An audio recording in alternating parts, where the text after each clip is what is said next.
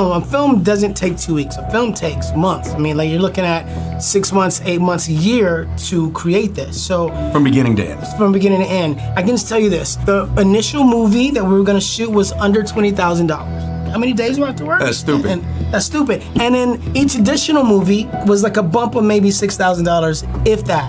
It was really unfair. So how are we supposed to do that? It was ridiculous. It was like, okay, well, we're no longer the amateurs that we were when you first picked us up, before we had any name, before we had anything. Now we've created this show. We have a name for ourselves.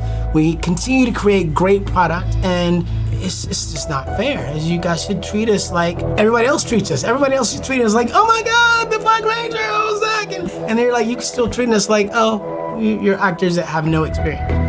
And that's not the case. Yeah, like we didn't just create the #1 show in the world. Well, not create, but we're the faces of it. We're the faces of it. We are the creation of our character. That's right. Yes. Basically what happened is we kind of got together and we said, this contract's not really fair. He's so much nicer about this tonight. Yeah.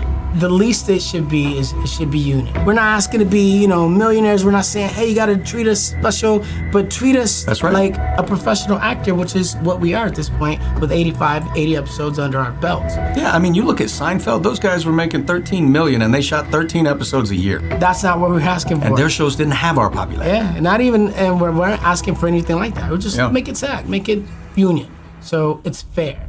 And we all kind of get together and talk about it, and we're like, I think we should get a lawyer and have a lawyer look at the contract. As a group, we should go and renegotiate the contract. I was mad.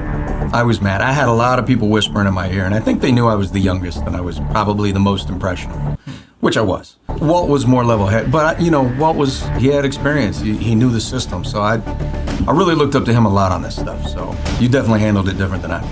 But we got the lawyer. And then we went to everybody, and everybody agreed, yeah, okay, we'll meet and talk to the lawyer. And then one day we went into the set, and we were like, we got the lawyer, and let's make this happen. This is the part that gets me. Okay. We agreed that we were gonna stick together as a unit. Right. We were gonna fight this together. Right. That didn't happen. Very nice about this. Well, different people, for their different reasons, changed their mind. Obviously, that would be Amy Jo and David Yost and Jason Frank.